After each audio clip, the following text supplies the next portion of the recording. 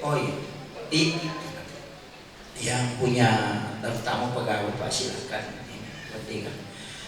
Apakah penghasilan dari bekerja di sebuah bank itu termasuk haram karena dianggap diperoleh dari sesuatu yang riba? Saya sebenarnya sempat bahas kemarin ini di duduk di sini. Begini, saya harus ambil dari awal bahwa riba itu semua ulama sepakat bahwa riba itu adalah adanya tambahan terhadap sesuatu, tapi tidak semua tambahan itu dianggap riba. Ini kalimat yang berbeda ya. Jadi riba itu adalah adanya tambahan terhadap sesuatu, baik itu pinjaman atau simpanan, tapi tidak semua tambahan itu dianggap riba. Tidak sepakatnya sama ulama. Tentang bank, Indonesia memfatwakan, Majelis Ulama Indonesia Muhammadiyah memfatwakan bahwa bank konvensional adalah riba mutlak. Itu di Indonesia. Ingat ya, sekali lagi saya ulang. Majelis Ulama Indonesia, baik itu Muhammadiyah juga ormas-ormas Islam, menetapkan bahwa bank konvensional itu adalah mutlak riba.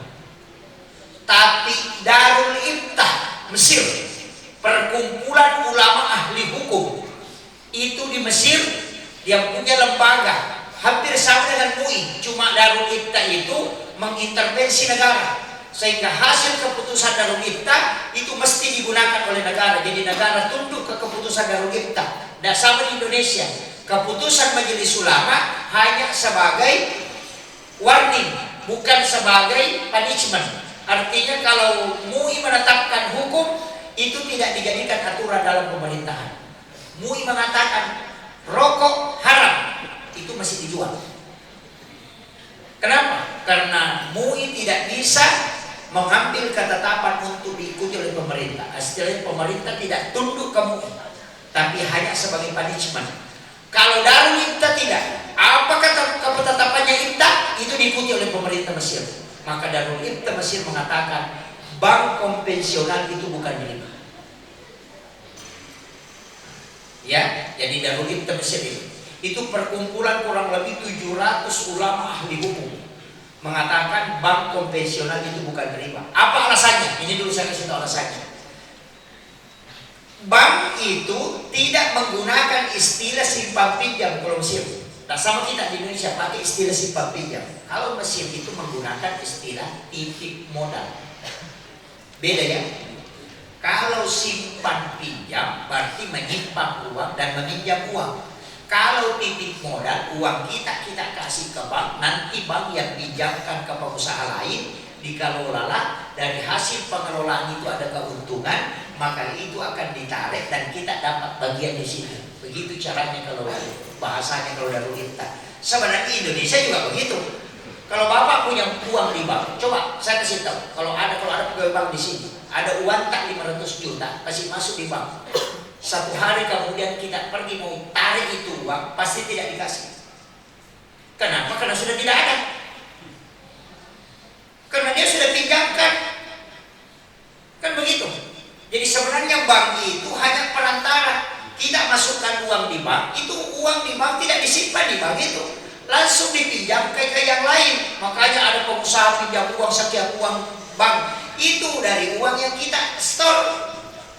Makanya itu harus melapor itu kalau mau ambil uang di bank, bikin surat saat besok mau ambil uang 100 juta. Kalau tidak bakalan dikasih. Karena memang tidak ada. Jadi itu ada security di bank gaya gitu Pak. Nah ada Iwan aja ada di situ. Karena dipinjamkan kan. Nah itulah sehingga uang kita masukkan di bank, tidak disimpan di bank, tapi bank akan pinjamkan ke orang lain. Nanti orang itu akan kelola uang itu, kemudian ada bunganya, masuklah ke bank. Kemudian bank itu juga tambahkan ke bunga karena uang tak nak kelola, makanya disebut titip modal.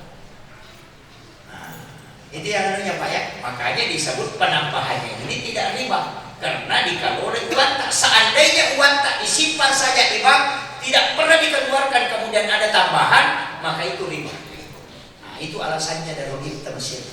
Kemudian yang kedua, ini yang kedua jadi masalah memang juga Pak. Saya harus kasih tahu Ki supaya tak paham nih.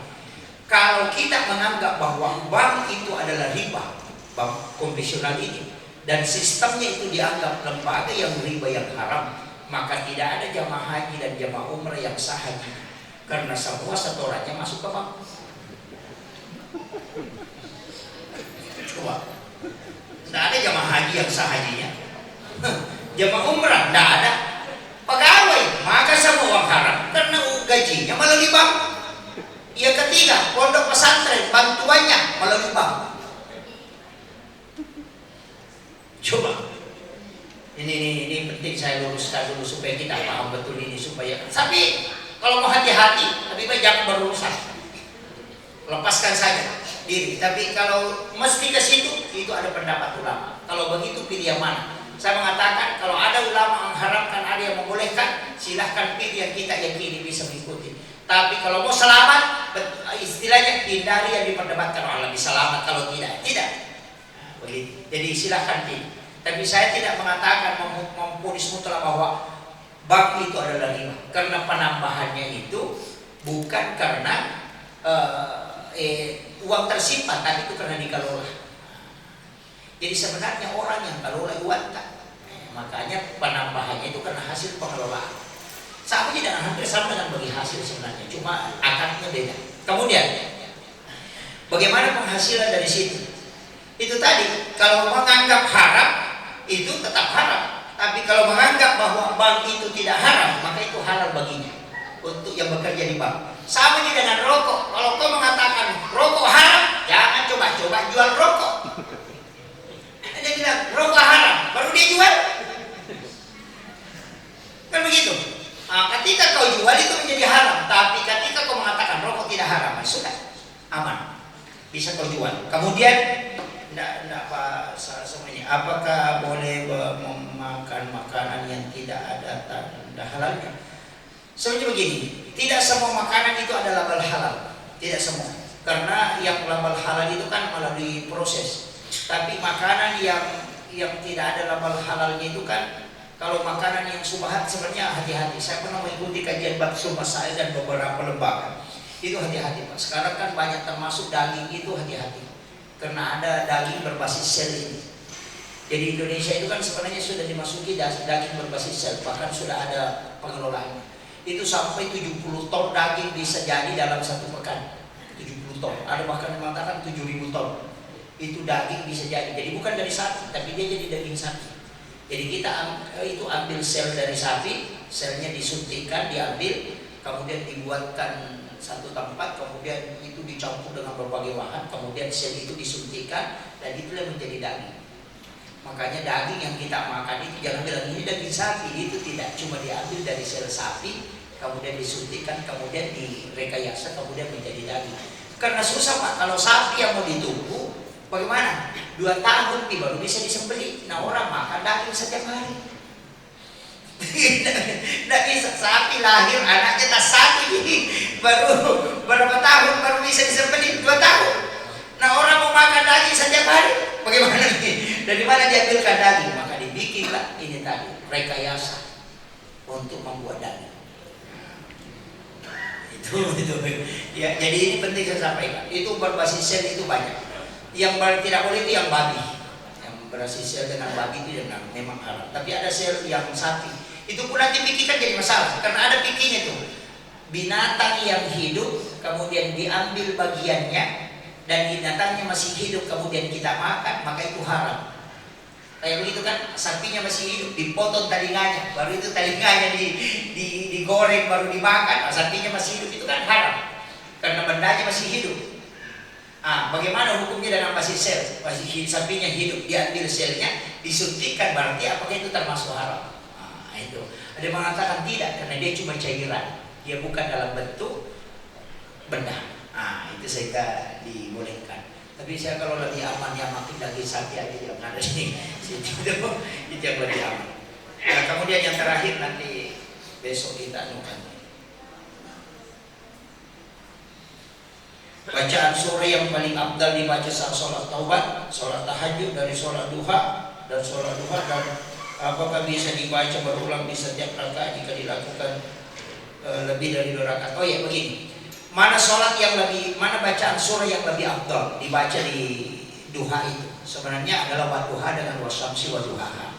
Itu berkaitan dengan waktunya. Tapi ada ulama tidak mengatakan tidak. Karena ada sahabat Nabi selalu baca kulhu. 5 tahun jadi imam, kulhu terus dibaca. Sampai makmumnya protes itu bilang, kenapa kulhu terus? Dia bilang, tidak usah ikut kalau tidak mau ikut.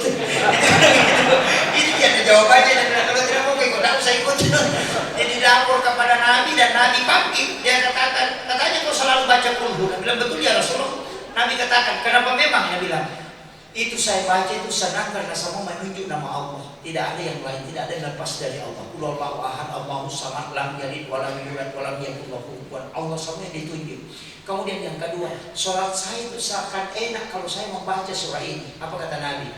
Dengan kecintaanmu dengan surah ini, malaikat baru datang menyampaikanku bahwa kelak engkau akan masuk surga bersama surah Al-Ikhlas. Oh, tambah dan tambah. 3 kali kita baca baru ruku. Jadi bacalah apa yang kita senang membacanya, karena nanti itu akan menjadi syafaat untuk kita. Jadi tidak usah bilang harus surah ini tidak.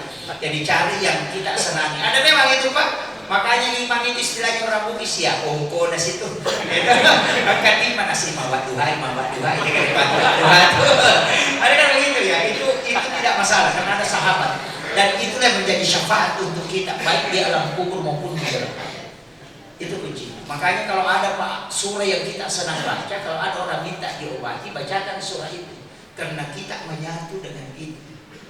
Iya. Apa-apa saja yang kita hafal, cuma jangan innalillahi wa inna ilaihi raji'un. Ada orang sakit yang bilang bacakan dulu bilang innalillahi wa inna ilaihi raji'un. Tidak usah ya. Cukup surah-surah tertentu. Saya kira cukup sekian. Nanti kita bisa lanjut. Akhirul kalam. Wallahul muwaffiq ila aqwamit thoriq. Assalamualaikum.